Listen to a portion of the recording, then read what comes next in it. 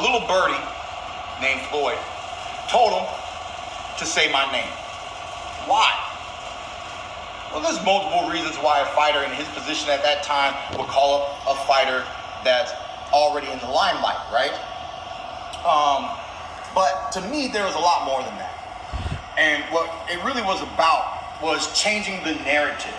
So right now we're talking about the narrative of Thurman, EJ, and what's all happened. But before Thurman, EJ, what was Thurman's narrative? I was on Floyd's back. Okay? After I defeated Orlando Lara. Now Orlando Lara. That was the first time you called him out. That was the first time I called him out, but that didn't matter. That's my first day on HBO calling out the world. I called out the whole world, run that back. I called out the whole world, right? So, but what happened was when I fought Diego Chavez, I became the interim WBA champion. At the time, Paulie Malignaggi was the current champion who happened to lose to Adrian Broner, who happened to lose to Marcos Maidana. Now, I'm a mandatory for this belt, but whoever gets this belt keeps losing their next fight, which doesn't allot enough time for a mandatory to get mandated, okay? The allotment of time has not been there so that I can mandate my mandatory towards any one of these world champions. First world champion, Paulie Malignaggi. Second one, Adrian Broner. Third one, Marcos Maidana. We all know what happened to Maidana, Floyd Mayweather.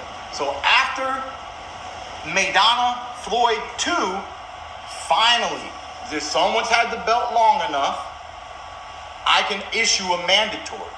My mandatory would have been geared towards whom? Floyd Mayweather. A few months go by, and I get the phone call that Floyd is now the super champ and I'm the regular champ. And regular champs fight mandatories and super champs don't fight mandatories. So listen, y'all. I let this play for a little minute first. So as y'all come into the video, man, hit the like button if you able to, which it shouldn't be no problem. So hit the like. I'm gonna give y'all a second to hit the like button and subscribe to the channel if you ain't subscribed already, man. And thanks for all the new subscribers that always come through.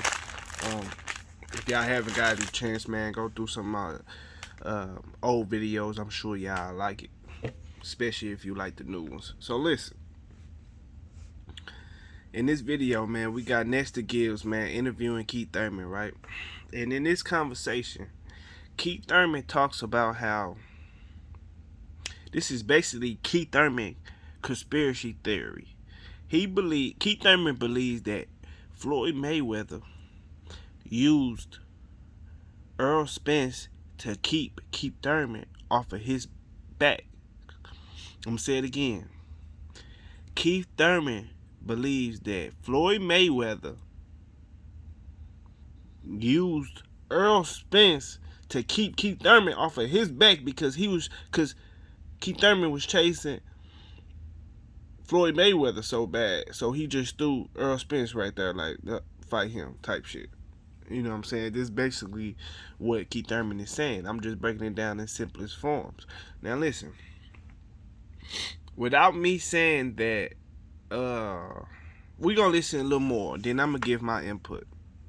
All this calling out Keith Thurman happened somewhere in between me getting elevated, before I got elevated to regular champion, because people like you were starting to go to Floyd and say, what do you think about this kid, Keith Thurman? And he's like, oh, he green, oh, this, that. And he kept pushing me off to the side. So to me, when EJ first said my name, he ain't say my name. It wasn't you. It was something somebody else told you to do. All right? It's like, sir, yes, sir, you listening to others. It didn't come from your heart. And the crazy thing about him saying that, right? If it wasn't you, it wasn't you. It was you, but it wasn't you because it looked like you, but it wasn't you. You see how that sound? That's how the fuck Keith Thurman sound right now, man. Regardless of the fact if Floyd Mayweather put the bug in Errol Spence or not, it don't even fucking matter if he did or not, which I don't even really give a fuck. But even if he did or not, you was supposed to whoop on his ass just Hold on. You was supposed to whoop on Errol Spence ass just because Floyd Mayweather threw him at you like that. You was supposed to whoop his ass just because of that. You know what I'm saying? Joe, oh, you gonna throw me your little nigga? Let me whoop his ass, nigga. Boom, beat his ass, nigga. Now what's up? You feel me? What? Listen, the same scenario though that he's saying that Floyd Mayweather used toward him, right? Think about this. Think about what I'm about to say. Okay. Before Floyd Mayweather fought Marcus Maidana, who did he fight? Adrian Broner. One could say, right?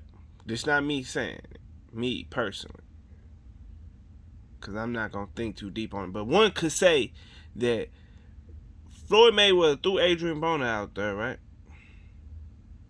to Marcus Maidana. And then Marcus, what Marcus Maidana do if Floyd happened to throw Adrian Broner at him like that, in the same way that Keith Thurman trying to say he did to Errol Spence. Now, what Marcus Maidana do? Whoop Adrian Broner ass, and then what? He got the Floyd Mayweather fight. So if that was the fucking, if that's what you believe, so regardless, nigga, you was supposed to fight him, bro. You was supposed to fight him and whoop his ass just because he threw him at you. But this the thing, right? Now let me throw out what the fuck I believe. What I strongly believe, right? Floyd Mayweather, right? Seen you calling him out and shit. He like, oh, okay, this nigga keep calling me out, man. In the midst of the time of you calling Floyd Mayweather out, Floyd Mayweather happened to get in the ring with a guy named Errol Spence for sparring to get him ready for a fight, right? He heard about Errol Spence whooping niggas' ass all across the country. All across the country, all across the United Kingdom, all across Russia, everywhere.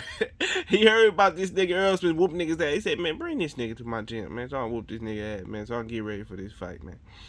You know what I'm saying? So I can get some tough work in so I can get ready for this fight. He got in the ring with Errol Spence. Floyd Mayweather did. Errol Spence beat the fuck out of Floyd. Beat the nigga ass. Bad. Blacked his eye. Whooped his ass. Worse than anybody ever whooped his ass, right? He said, damn, nigga, get the fuck out of my gym, man. You a bitch. Get out of my gym. He like, man, call him back, man. He gon' everybody gon' talk about me, bro. Tell nigga come back. Errol Spence came back like a gangster. You know what I'm saying? Like a gangster. Cause any other nigga would have been like, man, fuck that bitch ass nigga, man. He put me in, I ain't going that bitch ass jail, nigga. I beat your ass, nigga. I'm going to all the blogs. And I'm telling them how I beat your ass and you quit. You know what I'm saying? But Errol Spence came back like a gangster, right? Floyd admired that shit. He admired that shit. He looked at that like, damn, man. After Errol Spence beat the shit out of Floyd, Floyd looked at Errol Spence like, ain't nobody beating him. Ain't nobody beating him. And it just so happened that you was steady calling this nigga name like a fucking fly, buzzing around a nigga motherfucking barbecue dinner. And he said, okay, you this big bad Leonidas looking motherfucker from Sparta. Okay. You that, huh? You like that? Okay, I got this Achilles looking motherfucker right here from Troy. Hey, Errol Spence Achilles from Troy. I got this Achilles looking motherfucker right here. You fight him. Fight him, nigga. I give you $1 million and I'll put my belt on the line. Y'all niggas can fight right now on my undercard versus one of the biggest fucking fights that you gonna be able to fight in, bigger than any one of your fucking fights. You fighting on my undercard, fighting Errol Spence gonna be bigger than any one of your fucking fights. Fighting as a main event. So he said, okay, fight this Achilles looking motherfucker. Keith Thurman energy change, right? And what I like to call selective energy. Where y'all already know where I'm going with this shit, man. A lot of niggas got selective energy, man. You feel me? Cause Keith Thurman didn't mind going to a nigga named Paulie Malignaggi press conference, talking shit to him. Going to Sean Porter, talking shit to him. Going to Danny Garcia, talking shit to him. But when it came to Errol Spence, he heard the stories about what Errol Spence did to everybody, just like we heard the stories. Even more stories than what we heard, Keith Thurman heard. And he said, damn, I ain't fucking with this nigga, man. And plus, he was also watching Errol Spence fights. He seen the science, how he was breaking niggas down. The best body puncher, beating niggas' body up, breaking them down scientifically, and then stopping them. He said, man, fuck nah, I ain't getting in the ring with this nigga. Somebody else gotta do it first. That's what he said. You know what I'm saying? He said, somebody else gotta do it first. I'm not fucking getting in the ring with that nigga. Unless somebody else do it first. So I can see some shit. I want to see what he do to these niggas, and then I think about getting in the ring with him. You know what I'm saying? Because you ever seen a killer look at another killer, man? It's different energy from a nigga looking at a pedestrian. You know what I'm saying? Like, what I'm trying to say is, I'm talking about real life shit too. Like, you ever seen a fucking bully? A big ass fat nigga, 200 some pounds in high school, some shit like that. Always fucking around with the little niggas. But when it comes to another big ass nigga his size, he don't never want to fucking fuck with him. But he always want to fight the little bitty niggas. The little short 5'5" niggas and shit. But he don't want to fuck with the other big ass niggas. That's the type of shit that Keith Thurman be on, man. And that's called selective energy. The tough niggas always want to be tough with motherfuckers who ain't on that type of time. But when it comes to other people who really on that type of shit with them, they energy, they fucking energy level always drops, bro. It just never fails to happen, man. In real life, like, this how the shit is, man. I'm telling the truth, man. This how it is for real. This how it always goes down in the streets. Like, it ain't even in the street, in school, wherever the fuck you at. This just how it happens, man. Niggas do not have the same energy towards somebody who is just as tough as them, or tougher, or looks like a threat. They want to fuck with people who look like prey and shit. Pedestrians and fucking just regular people and shit. Keith Thurman, what Floyd Mayweather did was expose Keith Thurman. He said, our fight, like I said, you this big bad Leonidas motherfucker, 300 from Sparta. Okay, I got Achilles over here for you. Fight him. And he seen you hide your tail. You throwing rocks and hide your hand and shit. And he seen you hide your tail. He said, oh, okay. Nigga, he ain't really with that shit. Yeah, cause I believe Floyd Mayweather the type of nigga, he an instigator. He loves that type of shit. And I'm not even saying Keith Thurman 100% wrong.